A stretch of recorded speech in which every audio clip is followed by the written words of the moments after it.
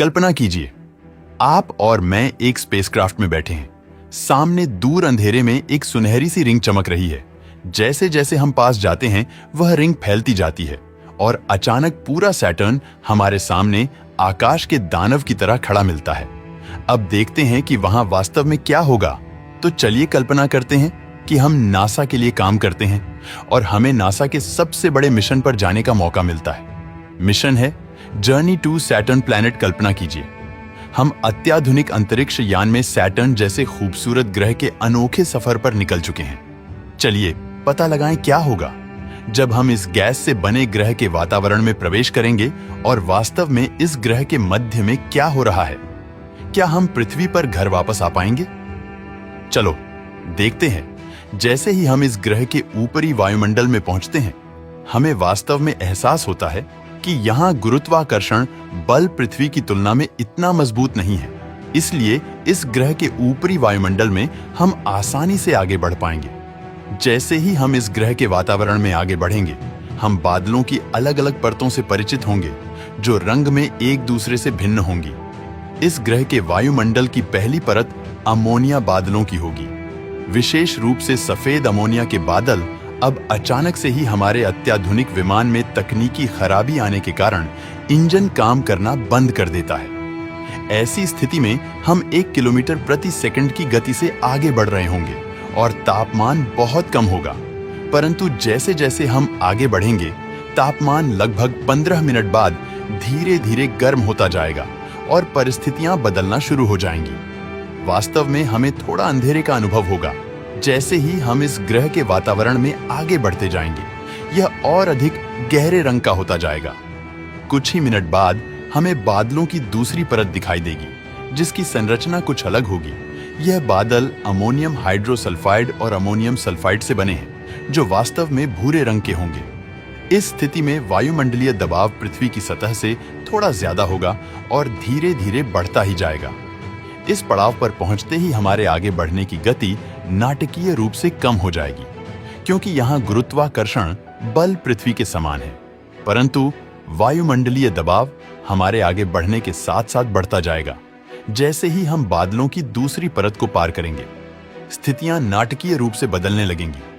हमारे आसपास का वातावरण अंधेरे से भर जाएगा, इतना अंधेरा कि हम अपने हाथों को भी मुश्किल से ही देख पाएंगे।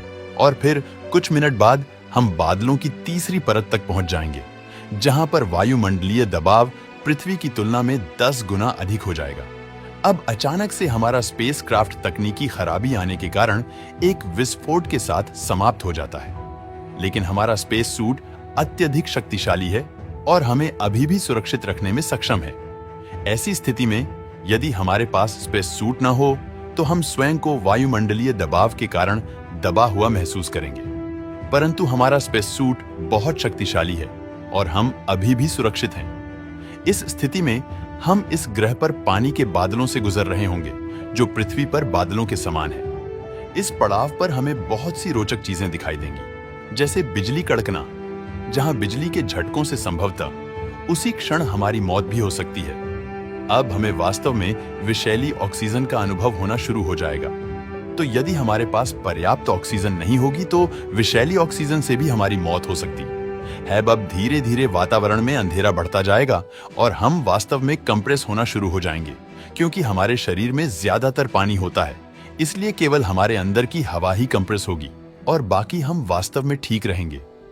अब हमें बहुत सारी गरजना और आकाशीय बिजली दिखाई देगी और हमें डर लगना शुरू हो जाएगा, क्योंकि हम जल्द ही मरने जा रहे हैं। और जैसे ही हम वातावरण में आगे बढ़ते जाएंगे, हमें लगभग 720 किलोमीटर प्रति घंटे की रफ्तार से चलने वाली हवाओं का अनुभव होगा और हमारे आसपास का वातावरण अंधेरे में डूब जाएगा।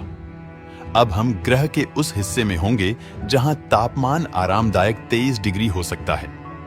लेकिन जैसे ही समय गुजरेगा, लगभग 30 मिनट बाद हम मुश्किल में पड़ जाएंगे, क्योंकि तापमान लगभग 60 डिग्री सेल्सियस जितना बढ़ जाएगा और वातावरण में अधिक दबाव, अधिक अंधेरा और गर्मी बढ़ती जाएगी। अब हम महसूस करेंगे कि हाइड्रोजन गैस रूप में न होकर तरल रूप में है, जो बहुत बहुत ज्यादा गर्म है। पहले 1000 डिग्री सेल्सियस तापमान पर यह तरल हाइड्रोजन लाल चमकती हुई दिखाई देगी और अंततः हम अपने आसपास देख पाने में सक्षम होंगे, लेकिन हम तब तक मर चुके होंगे।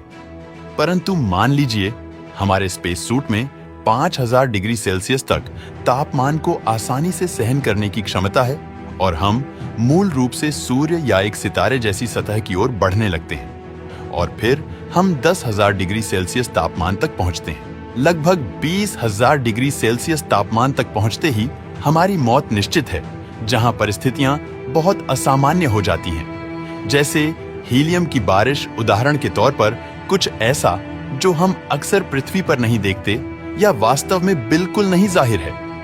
इस ग्रह पर हम इस गहराई में निश्चित रूप से मर चुके होंगे, लेकिन हम मान लेते हैं कि हम किसी कारण से जीवित हैं और हम तरल धातु हाइड्रोजन यानी लिक्विड मेटालिक हाइड्रोजन तक पहुंच जाते हैं। इस पड़ाव पर हाइड्रोजन तरल धातु के रूप में है, जो अत्यधिक शक्तिशाली चुंबक मंडल यानी मैग्नेटोस्फीयर के लिए जिम्मेदार है। इस समय हाइड्रोजन बहुत महत्वपूर्ण पदार्थ के रूप में है, जो कुछ तरल, कुछ गैसीय और कुछ हमारी तरह सघन है, तो हम इस यात्रा में आगे नहीं बढ़ पाएंगे। लेकिन मान लीजिए हम अपने साथ एलईडी जूते लाए हैं या हमारे पास कुछ ऐसा पदार्थ है जो हमें आगे ले जाने में सक्षम है, तो हम वास्तव में असामान्य धातु हाइड्रोजन से गुजरते हैं और डूबने लगते हैं। यह धातु इतनी गर्म है कि कोई भी चीज पिघल जाए। लेकिन हम कल्पना कर रहे हैं, हम मान लेते हैं कि हम अभी भी जीवित हैं और आगे बढ़ रहे हैं। यहां वायुमंडलीय दबाव पृथ्वी की तुलना में 2 मिलियन गुना ज्यादा है और तापमान लगभग 10,000 से 11,000 डिग्री सेल्सियस है।